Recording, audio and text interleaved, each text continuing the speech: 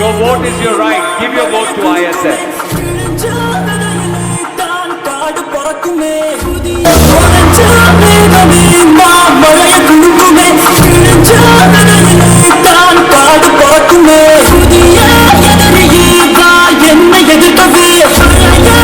দক্ষিণে থালাপতি বিজয়ন আর বাংলায় নওশাদ। এই বাংলার নবজাগরণ আনবে নওশাদ সিদ্দিকী। সবে তো শুরু। 2026-এ এই সরকারটা বাংলার মানুষ বিসর্জন দেওয়ার জন্য এই ধর্ণা মঞ্চ শুরু হয়েছে। বুথে বুথে ধর্ণা মঞ্চ হবে মমতা ব্যানার্জি, আপনার পুলিশ রুখতে পারবে না। মানুষ আপকি বার 400 পার আপনাকে মুখে থাপ্পড় মেরে বুঝিয়ে দিয়েছে এদেশ আমার, এদেশ হিন্দুর যতটা দায়িত্ব আছে, মুসলমানের ততটা দায়িত্ব আছে, আদিবাসীর ততটা দায়িত্ব আছে। সাধারণ সম্পাদক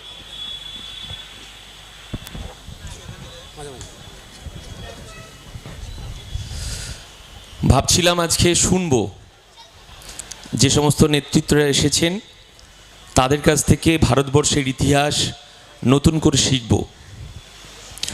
সকালবেলায় মাদুরাই থেকে একটা ফোন এলো, আমাকে জিজ্ঞাসা করছে, আচ্ছা তোদের নওশাদ এত এনার্জি পায় কোথা থেকে রে? আলম কেন? বলছে আমরা দক্ষিণে আমাদের থালাপতি বিজয়ন আর বাংলায় নওশাদ। দিল্লি কাঁপছে, নরেন্দ্র মোদী কাঁপছে। আমি তাকে বললাম নওশাদ বাংলায় আজকে একা নেই। নওশাদ সিদ্দিকী আজ থেকে ধর্ণা মঞ্চে বসছে, আরো 20টা সংগঠন তার সঙ্গে এসেছে। এই বাংলার পিসি ভাইপোর রাতের ঘুমটাকে হারাম হয়ে গেছে। গতদিন আমরা এসেছিলাম, আমার অনেক দাদারা আছেন, বয়োজ্যেষ্ঠরা আছেন। মমতা ব্যানার্জি সেদিনকে আমার অনেক মেডিসিন চলে, আমি মেডিসিন আনিনি। আজকে আমি মেডিসিনের ব্যাগে করে মেডিসিনটা নিয়ে এসেছি। কিন্তু মমতা ব্যানার্জি আপনাকে তো আমরা দেখেছিলাম,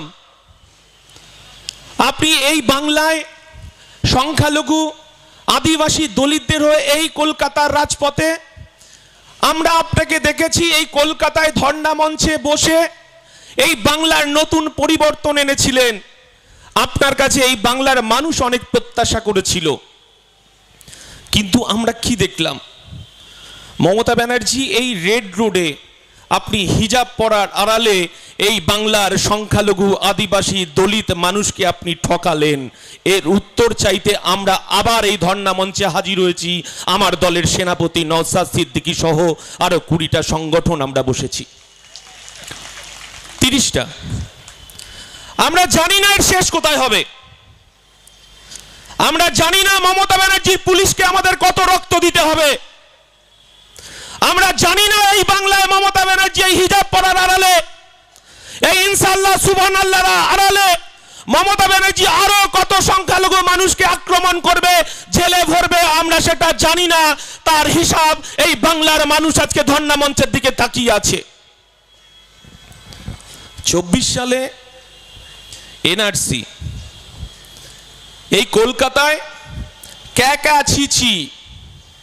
হ্যাঁ, এই বাংলার সংখ্যালঘু মানুষরা একটু ভয় পায়, কারণ এদেরকে এই ভারতবর্ষের রাষ্ট্র ব্যবস্থা তাদেরকে অশিক্ষিত করে রেখে দিয়েছে। তাদেরকে শিক্ষা দেয়নি। রাষ্ট্র ব্যবস্থা তাদেরকে ব্যবহার করার জন্য তাদের হাতে বোম, গুলি, পিস্তল তুলে দিয়েছে। এটা যেমন সত্যি কথা। এই ভারতবর্ষে নেতাজির সর্বক্ষণের নেতা হিসেবে সংখ্যালঘু মানুষ সঙ্গে যেমন ছিল, আর দিল্লির লালকেল্লায় এই জাতীয় পতাকাটা বেঁধেছিলেন একজন সংখ্যালঘু। এটা ভারতবর্ষের ইতিহাস। ভারতবর্ষের ইতিহাসকে কখনো গুলিয়ে দেওয়া যাবে না, কখনো মানুষকে ভুলিয়ে দেওয়া যাবে না ভারতবর্ষের ইতিহাসকে। আর নরেন্দ্র মোদী যদি আপনি ভেবে থাকেন এই ভারতবর্ষের ইতিহাসকে আপনি গুলিয়ে দিতে চাইবেন, তাহলে আপনি 2024-এ একটা রাম মন্দির তৈরি করে এই ভারতবর্ষে ধর্মনিরপেক্ষ, এই ভারতবর্ষের গণতন্ত্র প্রিয় মানুষ আপকি বার 400 পার আপনাকে মুখে থাপ্পড় মেরে বুঝিয়ে দিয়েছে এদেশ মুসলমানের ততটা দায়িত্ব আছে, আদিবাসীর ততটা দায়িত্ব আছে। ভেবেছিলাম মমতা ব্যানার্জি হয়তো শিক্ষা নেবেন, নেননি। কারণ তিনি তো 2003 সালে আরএসএস এর মিটিংয়ে গিয়ে উনি কি বলেছেন এই ভারতবর্ষের মানুষ জানেন। এই মমতা বন্দ্যোপাধ্যায় এই বাংলায় পদ্ম ফুলের চাষ করেছেন এবং পদ্ম ফুলের সুগন্ধি ছড়াচ্ছেন। বিজেপির 77টা এমএলএ টার্গেট নয়, একমাত্র ভাঙড়ের এমএলএ নওশাদ সিদ্দিকী তার টার্গেট।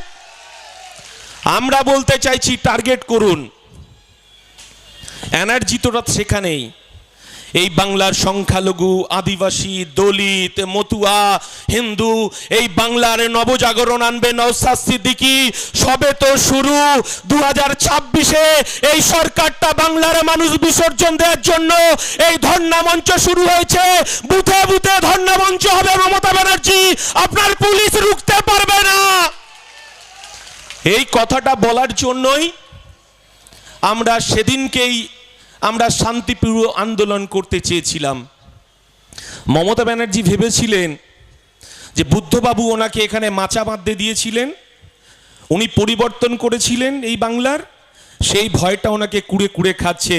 নওশাদ যদি একবার এখানে মাছা বাঁধতে পারে আমার গদি হয়তো টলমল করবে, তাই তার দালাল পুলিশকে লেলিয়ে দিয়েছিল আমাদের দিকে। নওশাদ সিদ্দিকীকে পেটে লাথি মারা হয়েছে, তাকে ঘুষি মারা হয়েছে। আমার দলের কার্যকরী সভাপতি বলছিলেন সে একজন ন্যাশনাল খেলোয়াড়, তাকে মেরে ফেলার চক্রান্ত শুধু আজকে নয়, তার গাড়িতে 17টা বোমা মারা হয়েছিল ভাঙড়ে। এখনো লড়াইয়ের ময়দানে নওশাদ সিদ্দিকী আছে। এ লড়াই আমাদের চলবে, এ